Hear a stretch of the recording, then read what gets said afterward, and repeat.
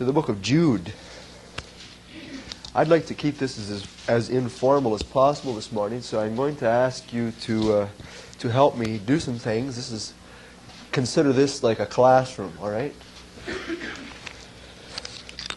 So I hope that you're here to participate and to learn this morning.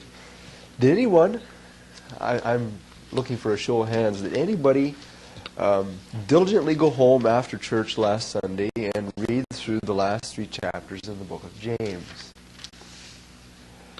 One.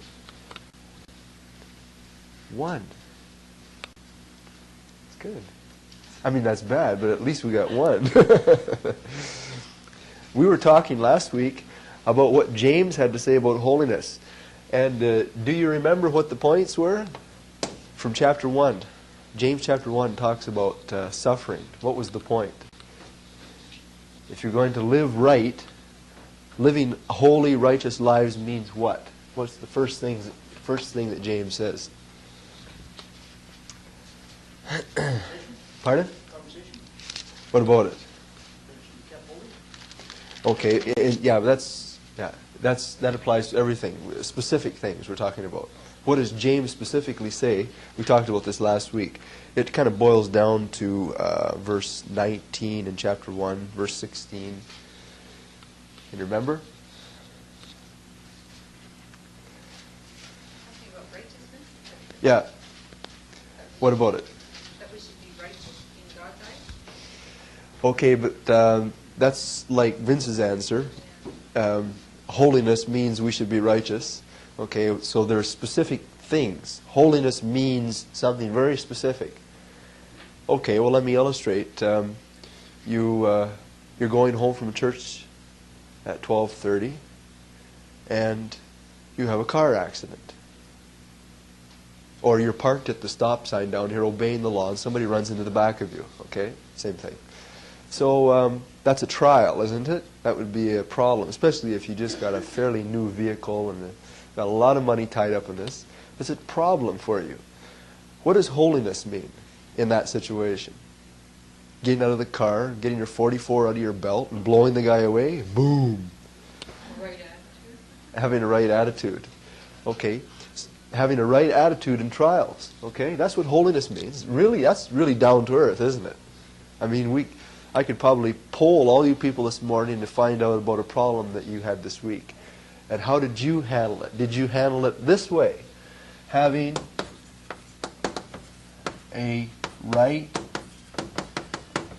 attitude in trials. Okay? Holiness is not just some theoretical doctrine, it's really practical. James says, don't err, my beloved brethren. And he's talking about when we have problems. Don't sin when you have a problem.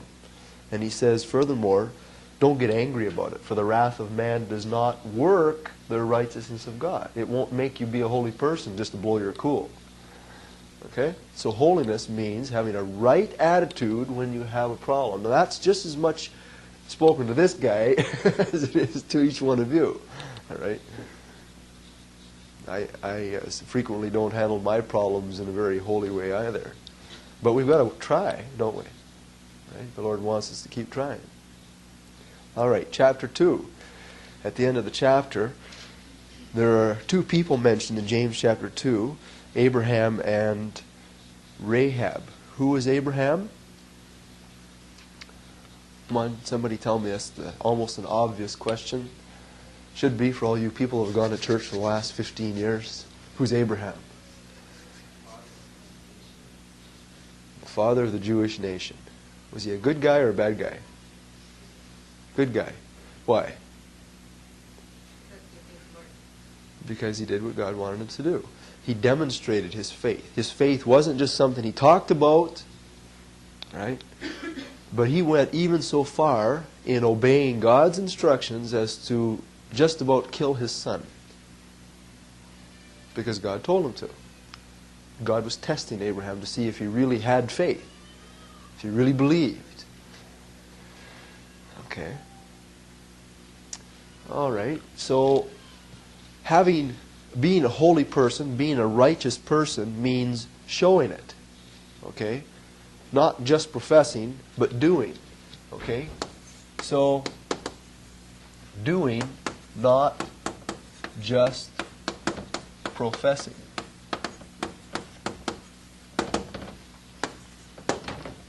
Well, that's a fairly general thing too, but we'd probably be surprised at the number of times that we talk about things, about spiritual things, and don't actually do it. Okay? I skipped over the second one. Nobody even corrected me. At the end of chapter 1. The second of the 3 points that we looked at last Lord's Day on holiness, according to James, is he talks about pure religion and undefiled, and visiting the fatherless and the widows in their affliction, and to keep oneself unspotted from the world. Remember what we talked about? There's a religion of speech, and there's a religion of what? Action. It kind of relates to this point here. All right? But James is really drawing a real contrast here. He says, look, if you're really if you're living holy, if you're living right as one of God's children, your religion, and religion is just a word that means your spiritual practices, the things, your religious practices, your outward show, the things you do, will be in one of 2 categories. It'll either be out where everybody can see it, so that it's there to impress people. That's what he seems to imply. Verse 26, if any man among you seem to be religious and does not bridle his tongue but deceives his own heart, this man's religion is vain. And verse 25, this person looks into the perfect law of liberty. In other words, he comes to church and he does what everybody else does outwardly, but really it goes no further. Okay, it doesn't hit his heart. It's not something he continues to practice, because when he goes away from the preaching of God's word, it says he forgets, and he doesn't actually put it into action. So that's one kind of religious activity. On the other hand, there's religious activity that's basically done on a continuous basis and in private. How much does your religion affect you? Right? Which of the 2 is it? Is it something that is your Monday go to work religion? Or a Sunday night stay at home religion? Or is it just a Sunday go to meeting religion? That's what James is basically saying. So holiness means constantly and privately serving God, and serving God right. Pure religion. We're talking about holiness. Pure religion, your pure actions, undefiled before God, is to visit people in private and to keep your own self unspotted from the world. Okay? We're all like in the spring. All the snow melts, and we get lots of rain in the spring, and all the unpaved roads turn into disaster areas. There's holes here and there, and there's puddles and mud and everything. Okay? I know Jim knows what I'm talking about. If you ever try to go visit the Fittins in the spring, you know what I'm talking about. Okay? Well, pure religion is like going to see the Fittins without falling into the mud holes. Right? Keep yourself unspotted. All right? God wants us to be on the trail. He wants us there. Right? We're here. He doesn't want us to try to put ourselves out of society like the monks did, and a lot of people still do today. We're here, but he wants us to keep us from getting all filthy. All right. Those are the 3 things that James talked about, or that we showed that James comments on holiness. A 4th point, and I'm going to really go fast through this because I really wanted to talk about Jude this morning. That's where I asked you to turn. But chapter 3, I just wanted to catch you up on these other 3 points. In James chapter 3, There's another reference to holiness or righteousness. Let me just start reading from verse 15 to the end of the chapter. This wisdom descends not from above, but is earthly, sensual, demonical, or devilish. For where envying and strife is, there is confusion and every evil work. Now, evil is the opposite of holy. But the wisdom that is from above, notice that, is first pure, then peaceable, gentle, easy to be entreated, full of mercy and good fruits, without partiality and without hypocrisy, and the fruit of righteousness is sown in peace by them that make peace. What's James chapter 3 all about? Right from the very first verse to the last verse, what is James chapter 3 about?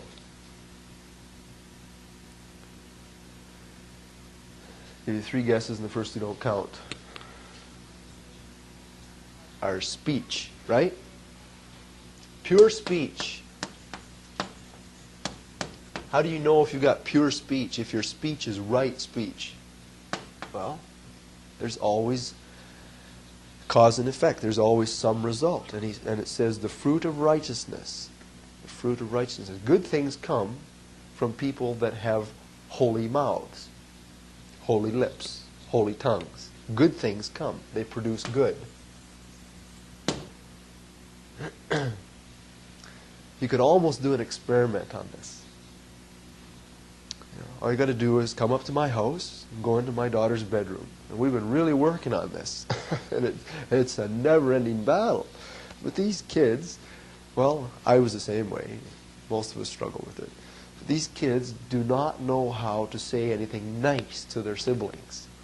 They just can't do it.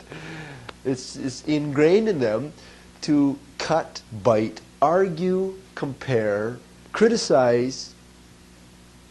Right? You know what I'm talking about? Kids.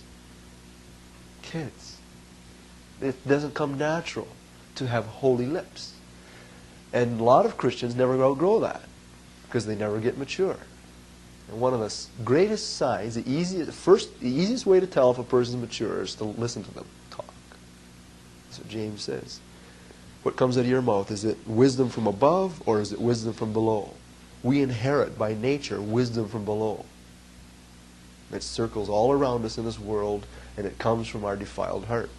But the wisdom that from above is first pure.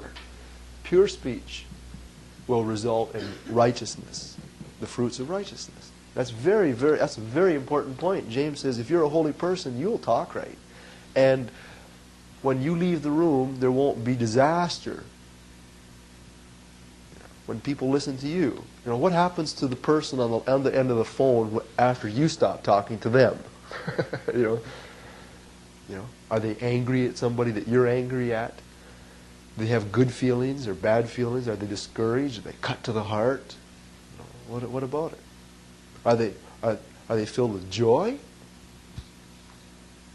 Are they motivated to go and say something nice to somebody else? Whatever. One of the fellows used an illustration the other day on one of the videos. It was a child psychologist on we tend to take our frustrations out on other people. And so this guy says he came home and he started arguing with his wife because he'd had a real bad day. He was transferring his frustrations from work onto his wife when he came home. And instead of having it out with her husband, the wife turned around and transferred her bad feelings onto the oldest daughter. And the oldest daughter, of course, wasn't going to stand up and argue to her mother. She couldn't really win that way, so she transferred her feelings to her brother. And there was nobody left in the family, and so the brother turned around, went over and grabbed the dog's tail and gave it a yank.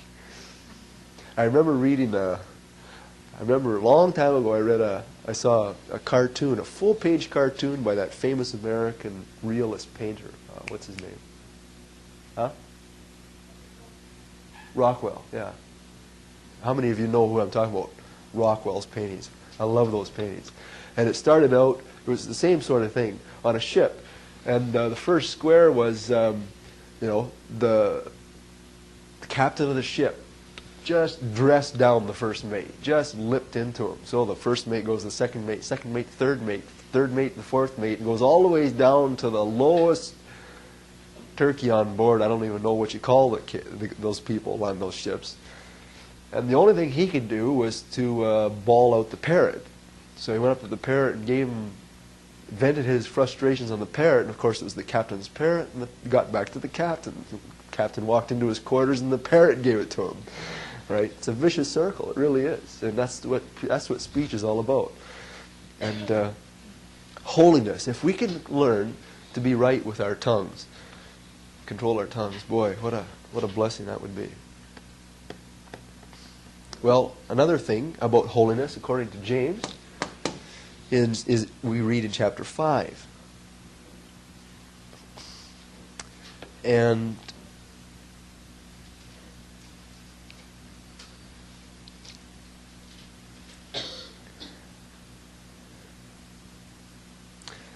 the first 6 verses of this chapter, I don't want to take the time to read them, but it's all about rich people that exploit the poor. Come now, you rich men, weep and howl for your miseries that shall come upon you, and so forth. Verse 4, the hire the laborers who have reaped down your fields, which is of you kept back by fraud, cries. Verse 5, you have lived in pleasure on the earth and been wanton. Verse 6, you have condemned and killed the just. Now there's a reference to holy people, to people that are right themselves. They're called just people. And God does not resist you. Someday, however, God is going to put this world right. And it's kind of, this is not something that is our responsibility. It's kind of like a promise to people who live right. That if you're being ripped off by your family, if you're being ripped off by your employer, if you're being ripped off by anybody that's doing something wrong, here's an illustration that shows that someday the King of all the earth will do right. And it's a promise to the righteous that God is going to set it right someday. Okay? By implication, it's kind of like a warning. Don't find yourself in a position where you're exploiting other people. You better not do that. But anyway, that's not a major point in the chapter, but it's there. The key thing that this chapter ends on is that very interesting passage on if you're sick, in chapter 5, verse 13 and 14. If you're sick, or if you've got faults, etc., call for the elders of the church, and they'll come and lay their hands on you, and they'll pray, and the sick will be healed, and so forth. And that's a very disputed passage, very difficult to understand. My belief is, and I think it's been preached here before, not by me, but I think the passage is basically teaching us that sometimes sickness is a result, sometimes, not always, sometimes physical sickness is a result of physical sin. Right? To give a good illustration of that would be emotional problems that we have, guilt feelings for doing wrong things. That's just as much sickness as having the flu. It's an emotional sickness. You can have gonorrhea, which is a physical sickness because of sin. Okay? So physical or emotional sickness is sometimes the result of sin. Not always. Right?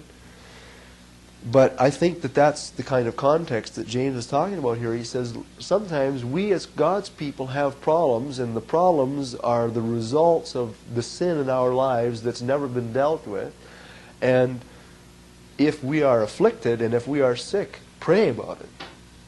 And if you need someone to guide you and help you, well, get your spiritual leaders in and confess your faults to them, and get right with the Lord, get their advice and so forth, and let them pray over you. And it says, the prayer of faith shall save the sick. That's not,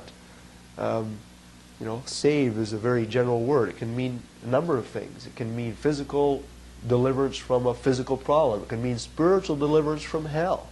It can mean deliverance from a lake. You're drowning in the water. How the word can be used many ways. And here I think it's being restored to health because you got your sin problem fixed up.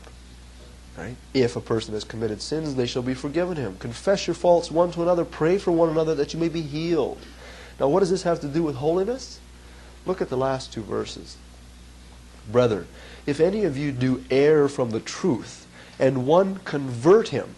That is, if one of your fellow brothers and sisters comes and turns you around from the direction you're going in your sin, let that person know that he who has converted the sinner from the error of his way shall save a soul from death and shall hide a multitude of sins. What an important principle on holiness. James concludes this book with one of the most practical suggestions on living a holy life that you can imagine. Help your sinning brothers or sisters. Isn't that what it teaches? If one of you converts your brother who is sinning from his ways, let him know that he's going to really help this person overcome sin and error, prevent him from doing worse.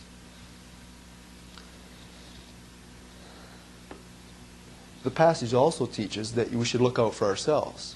You know, if it teaches there in verse 13, if any of you is afflicted, you pray. Right? If you're sick, you find help. See? I've seen this done.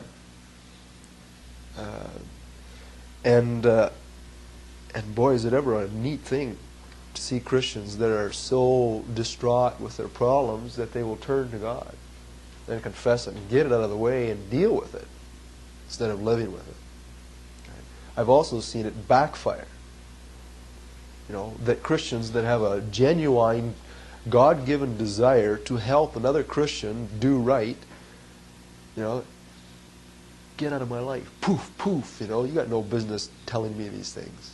You know, and you can be easily rebuffed from trying to help another person live a holy life. Of course, you know, if you're going to help another person, you have to go this way. You have to be tactful. You have to be a spiritual person yourself. Paul says in Galatians chapter 6, you have to go in meekness. You have to beware of falling into the same temptations yourself and so forth. There's lots of guidelines, but it is a biblical principle to try to help other Christians live right. That's why you have the responsibility to admonish your sister or brother. I have the responsibility. You have a responsibility to admonish me. Admonish means to confront me with something you see wrong in my life that you know full well I know. And I'm not doing anything about it. Right? Can I talk to you? You know. Ask. You don't have to necessarily tell a person. You can say, it looks to me like you're having problems. Is that true? Ask. Are you having problems? And I think we should help one another live holy. Okay, there's a few suggestions. James has a lot to say about holy living. Very, very practical book. Okay, right attitudes in trials, doing, not just professing, private, continuous, personal sanctification, remaining unspotted, not just in church, but in the world. Pure speech, helping others, seeking help when you find yourself sick spiritually. Those are all things that James tells us about holiness. Now, I asked you at the beginning to turn to Jude. And I was really debating this week whether or not to do another segment on holiness, because sometimes things can be overdone, and I don't know whether you're profiting from this or not. But I have, and so I figured, well, let's do one more. And this is a very we've got 5 minutes, and there's only 3 points, and there's no big deal here. I can do it in 5 minutes. Watch. Okay. We won't go over time, I make you a promise. There's 3 things in the book of Jude on holiness. This is a very small book. It's one of the smallest books in the New Testament. But he too, like every other New Testament writer, has something to say about holiness. It's very significant. In the first verse, verse 1, he talks about Christians' position. What is my position? How does this verse describe me? Read it. Somebody tell me. Sanctified. By who?